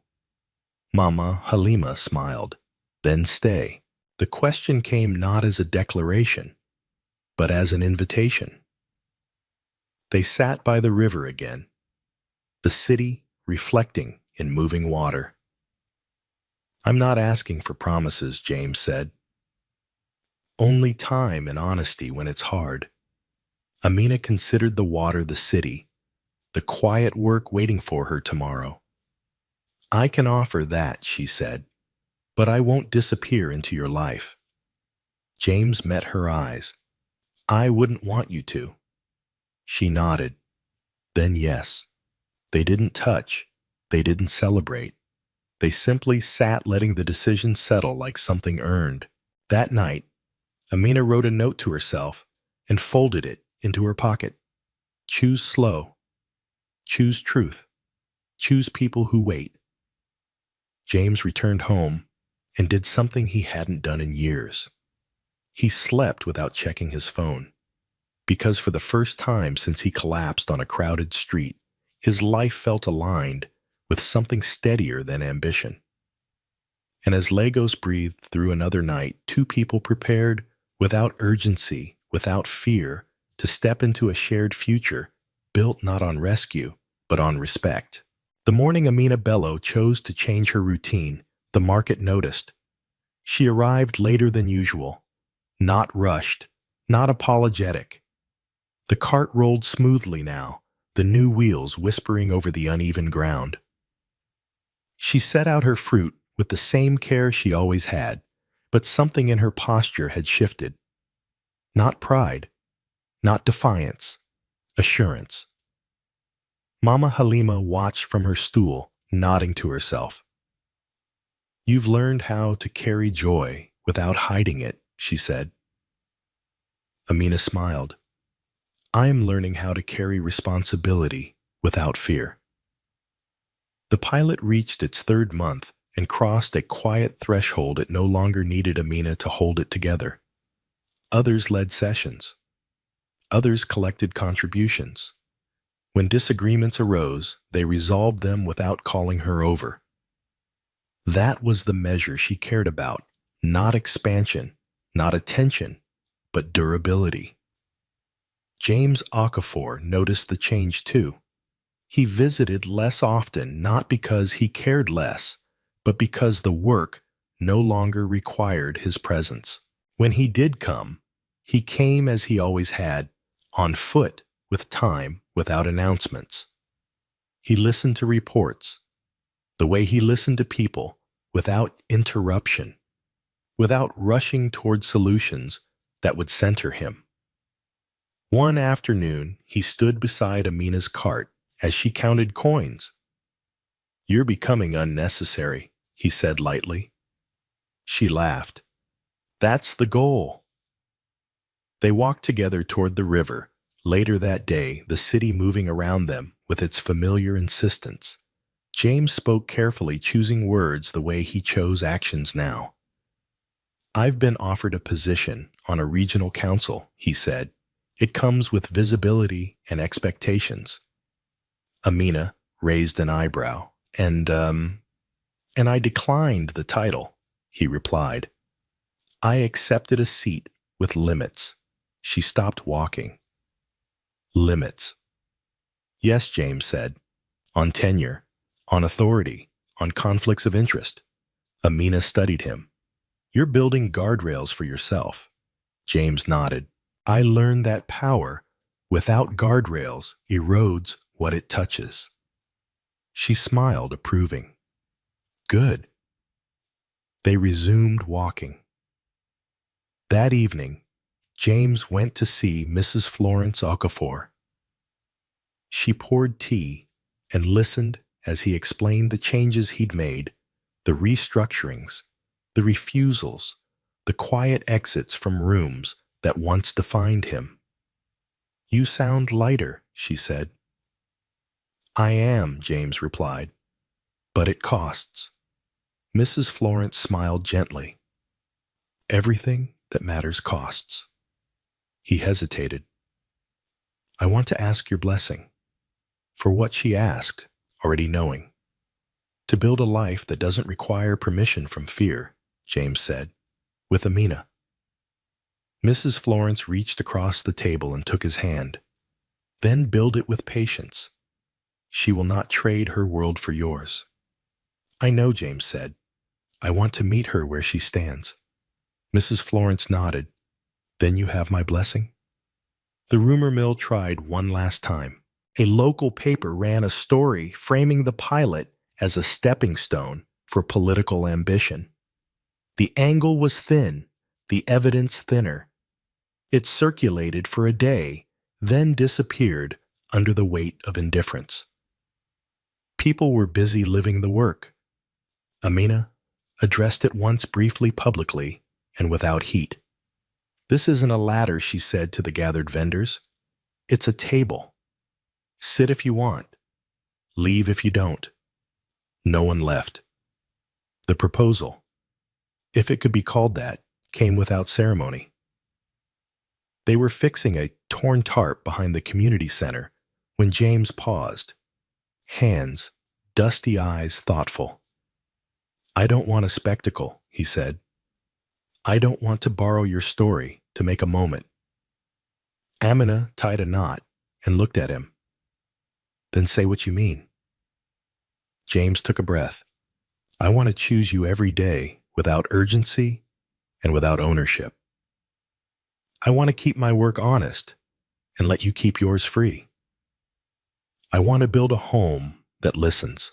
Amina considered him, the tarp, the work still waiting. "I won't be absorbed," she said. "I won't absorb you," he replied. "I won't be rushed," she added. "I'll walk your pace," he said. She nodded once. "Then we can walk." They didn't embrace. They went back to work. The wedding, when it came months later, was small. No cameras, no speeches from executives. no gifts that needed guards. They held it near the river at dusk. Mama Halima sat in the front row, radiant in simple fabric. Mrs. Florence stood beside her, hands clasped, eyes wet. Vendors brought food. Children laughed. Someone played a drum softly. James wore a plain suit. Amina wore a dress she chose herself, sewn by a neighbor who refused payment. Their vows were brief. "Stay?" Amina said. "Listen," James replied. That was enough. Life after the wedding did not slow, it steadied. Amina expanded the pilot only where asked, stepping back where others stepped forward. She trained replacements for herself and celebrated when they didn't need her anymore. James continued to refuse certain deals and accept others, measuring success by who remained standing after decisions were made. He instituted limits across the company term, caps, community audits, worker councils with teeth. They argued sometimes about time, about boundaries, about when to say yes and when to say no. They resolved arguments the same way they resolved everything else, by listening first. On an ordinary morning, James found Amina repairing a cart with Kemi and two others. He handed her a wrench, waited for instructions, followed them. "You know," Kemi said with a grin, "you're good at taking direction." James laughed. "I had excellent teachers." Amina caught his eye and smiled. Years later, people would tell the story differently. They would say, a poor street vendor kissed an unconscious billionaire and saved his life, and that the rest followed naturally. But those who knew better understood the truth. What changed everything was not the kiss. It was what came after. The refusal to turn gratitude into leverage. The decision to make kindness accountable. The courage to choose patience over performance. James Okafor learned that wealth could protect, but only humility could repair. Amina Bello learned that dignity could expand without becoming loud. Together, they built a life where neither rescued the other, and both were changed. As the river moved past the city, carrying reflections without holding them, their story settled into something quieter than legend and stronger than rumor. A practice, a choice, a way of living that proved again and again that when kindness meets integrity, the world does not collapse. It reorganizes. Life rarely changes because of grand speeches or perfect plans. More often, it changes in quiet moments, when someone chooses kindness without witnesses' courage, without applause, and integrity without guarantees. Amina did not save a life because she hoped for reward. She saved a life because in that moment she saw a human being instead of a title. And James did not rebuild his world because he was forced to, but because he finally understood that power without compassion is empty, and wealth without humility is fragile. This story reminds us that true value is revealed under pressure. When fear whispers, "Walk away," character asks, "Who will help?" When the world encourages speed, shortcuts, and self-interest, real strength is found in patience, honesty, and respect for others' dignity. Kindness does not mean weakness. Humility does not mean smallness. And love, real love, does not rescue, control, or consume. It walks beside, listens deeply, and grows slowly. You don't need money to change a life. You don't need status to matter. Sometimes, all it takes is one moment of humanity to reorder an entire future. Now, we'd love to hear from you. What part of this story touched you the most? Have you ever experienced a moment where kindness changed everything? Share your thoughts in the comments. We read every one. And if you believe in stories that remind us of hope, moral courage, and the quiet power of doing what's right, please subscribe to the channel. Your support helps us keep sharing stories that warm the heart, challenge the soul, and remind us who we can be.